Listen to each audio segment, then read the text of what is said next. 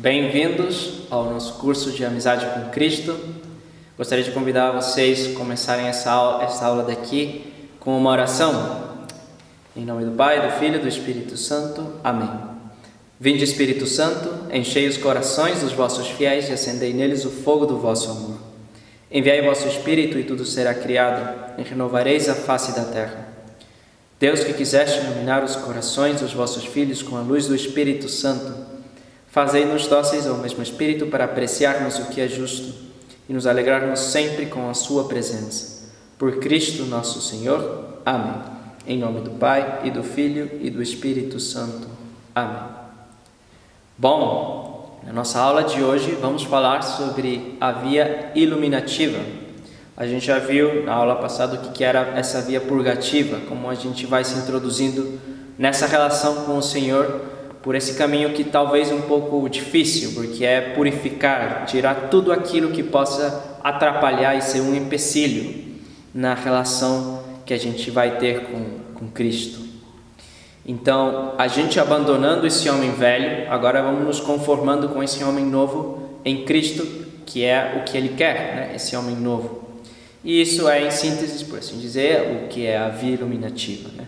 Via iluminativa porque Ele vai jogando um pouco de luz naquilo que a gente tem que fazer nas etapas que vamos ver agora. Ele vai dando a luz para ver as coisas como são realmente, desde o ponto de vista de Deus também. Então, como a gente viu na primeira fase purgativa, a alma estava muito condicionada pelas coisas externas, né? Estava se dando conta que as coisas externas em si não têm nenhum sentido e que carecem de um valor. Agora, na via iluminativa, ela aprende a usar dessas coisas materiais, né? Tem um correto uso delas e descobre que são muito valiosas, que têm muito valor. E aqui o nosso autor, Robert Benson, ele coloca um exemplo. Ele fala que uma pessoa que se queixa com frequência de muitos inconvenientes que ele encontra diário, né? Por exemplo, que tem muitas tentações, que ainda tem uns defeitos que não consegue superar, encontra muitas resistências ainda dentro de si, tem a tentação de ser chamada muito pelas coisas do mundo ainda, tem ainda amigos do trabalho que não compreendem ela, ou seja, as dificuldades da vida ordinária que ela continua experimentando, mas ela vê agora com a luz, né, a luz que dá o mesmo Senhor, que tudo isso tem um valor, E vamos ver o que quer dizer isso, o que tem um valor, né? Nessa primeira fase iluminativa, Nosso Senhor concede a alma a luz necessária para compreender, né? E ela vai perceber, por exemplo, numa situação de adversidade, se falta alguma virtude que ela tem que praticar ou tem que fortalecer ainda mais uma virtude. Por exemplo, se é muito impaciente com alguém do seu trabalho, né? Ela mesma percebe que isso ainda chateia muito ela, é muito chato para ela, mas agora ela percebe que tem que ainda continuar trabalhando na virtude da paciência, né? Ser mais caridosa com essa pessoa, por exemplo, né? E isso vai permitir ela também acudir muito ao Nosso Senhor, né? A continuar se abandonando, né? Como a gente viu na última etapa da via purgativa, que é o abandono, né? Nas mãos de Deus. Bom, aqui ela também vai ter que continuar pedindo essas graças a Deus para continuar correspondendo ao que Deus vai lhe pedindo, né? Que é valorizar essas coisas, né? Que podem ser chatas no início, que podem incomodar, mas vai descobrindo o valor disso. E pode ser até uma situação dolorosa, por exemplo, né? Que perdeu algum familiar, que perdeu o emprego.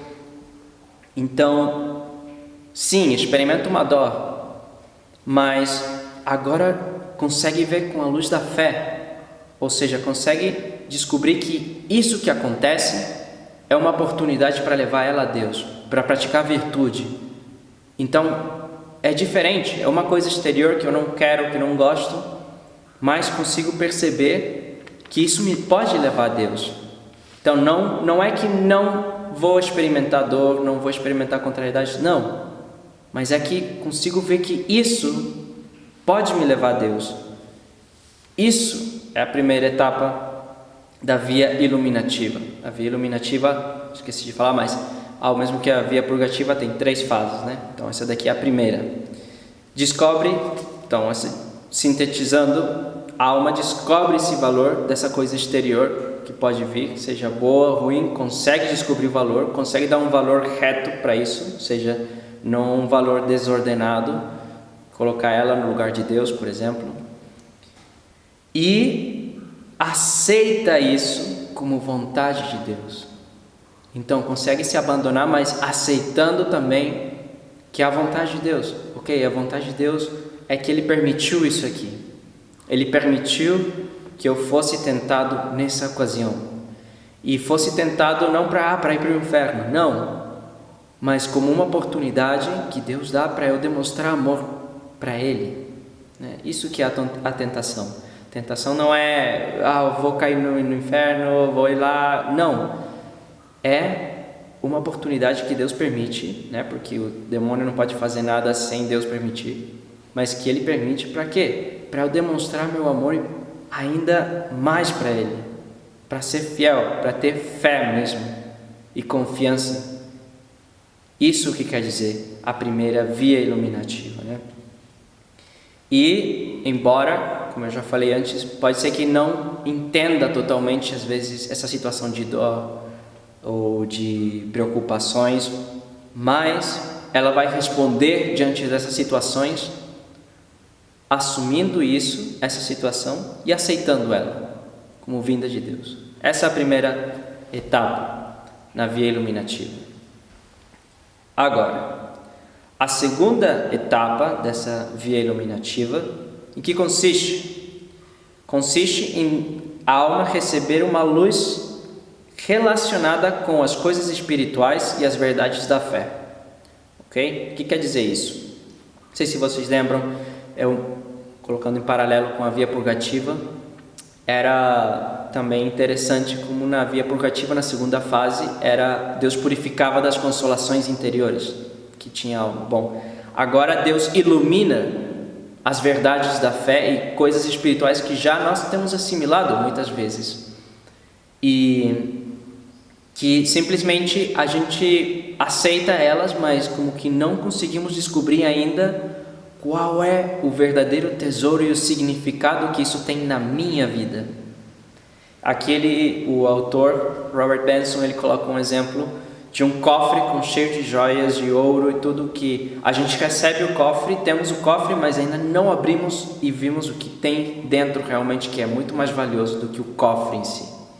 E vou colocar um exemplo. O batismo. O batismo, todo mundo é batizado, a gente recebe o batismo, alguns de criança, outros já adolescentes, adultos, como for, Mas, o que quer dizer ser batizado? Ser batizado quer dizer que eu morro para o pecado e sou inserido em Cristo.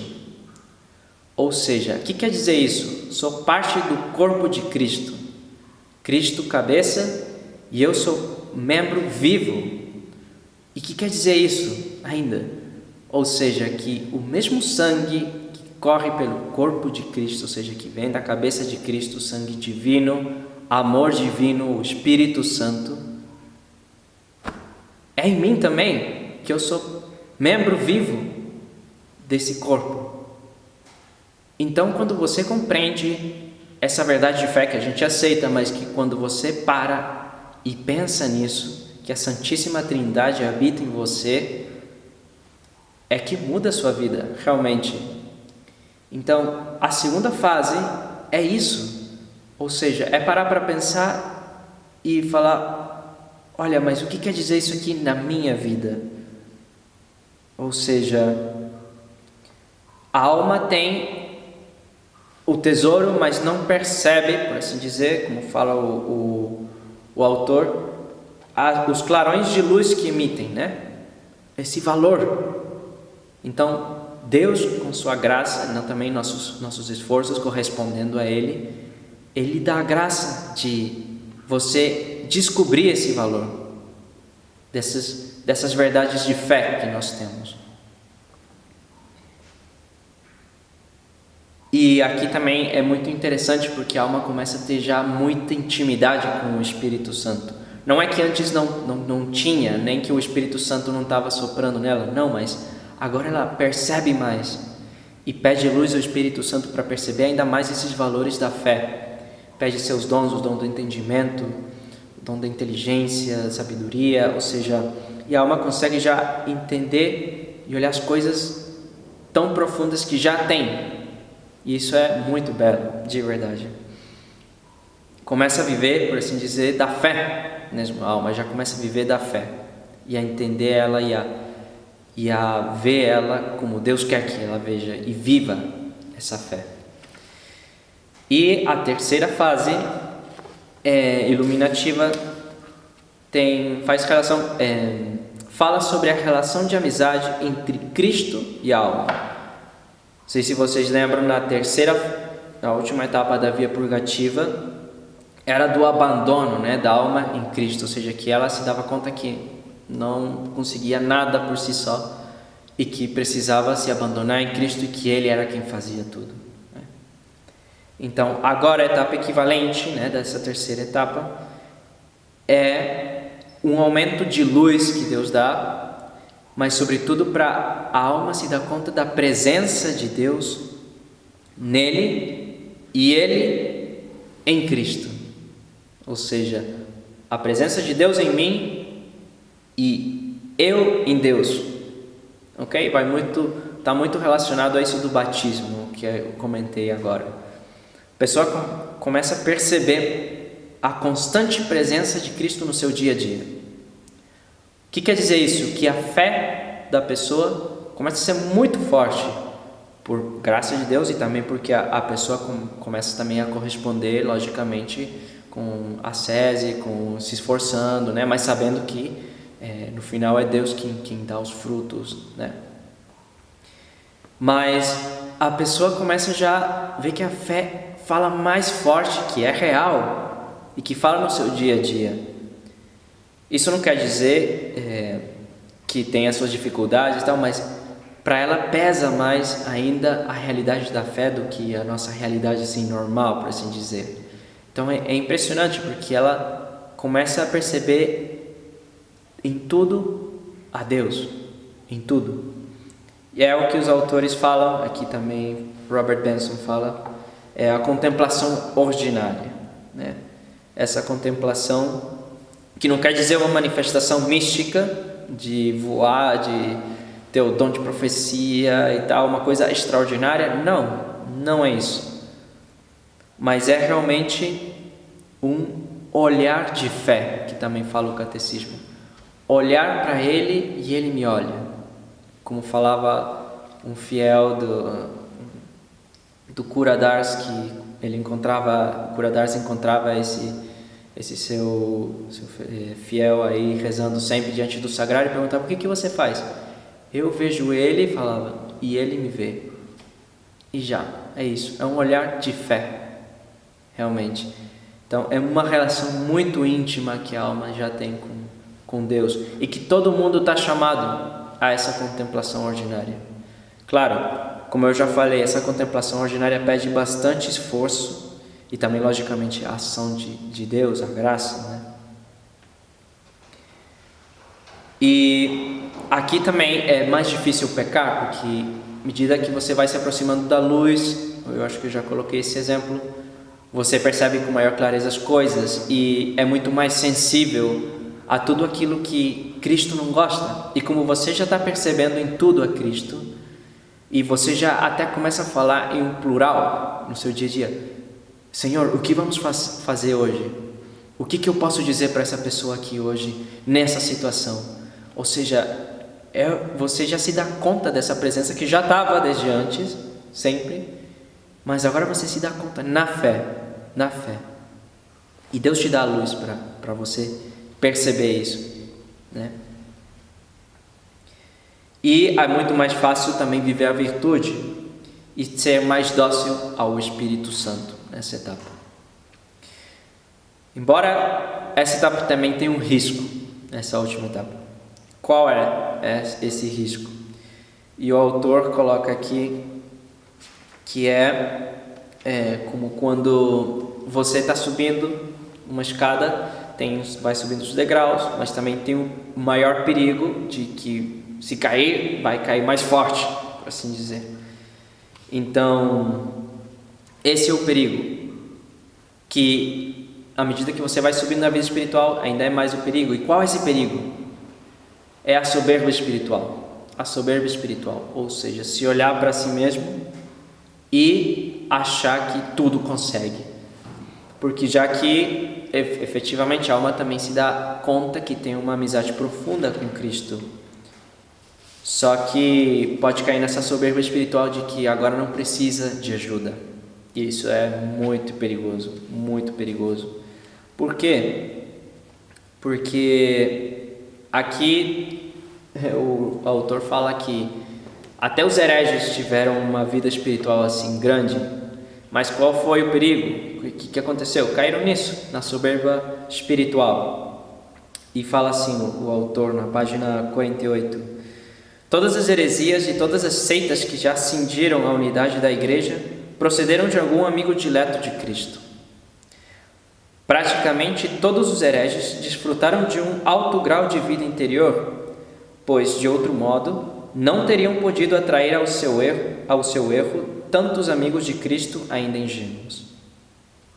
Para que as luzes interiores não terminem em divisões e destruição, é imprescindível que, paralelamente ao crescimento da vida interior, que a gente esteve comentando na aula passada e nessa aula, haja sempre um crescimento na devoção e submissão à voz exterior com que Cristo nos fala na sua igreja. Porque nada é tão difícil de discernir como a diferença entre as inspirações do Espírito Santo e as aspirações ou imaginações pessoais. Então, o que quer dizer tudo isso? A soberba espiritual, o que faz é se fechar em si mesmo e fazer, não, isso daqui está errado, eu vou fazer assim, e de repente você está fundando uma igreja sua e não continua com a igreja de Cristo.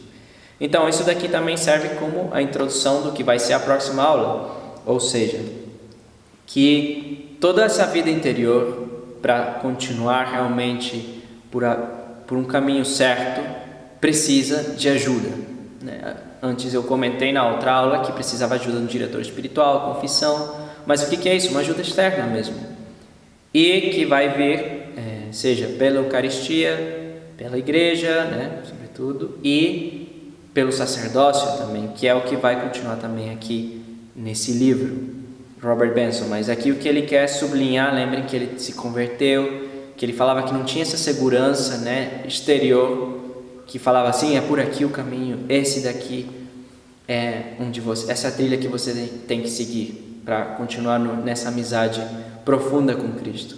Não basta somente essa amizade interior, essa certeza interior de ter uma amizade com Cristo, mas também precisa ser ajudado exteriormente, como aqui a gente viu. E bom, espero que isso seja bastante claro para vocês. Qualquer dúvida, não duvidem em comentar. E também aproveitem para curtir o vídeo, partilhar se vocês veem oportuno, e que Deus abençoe muito vocês.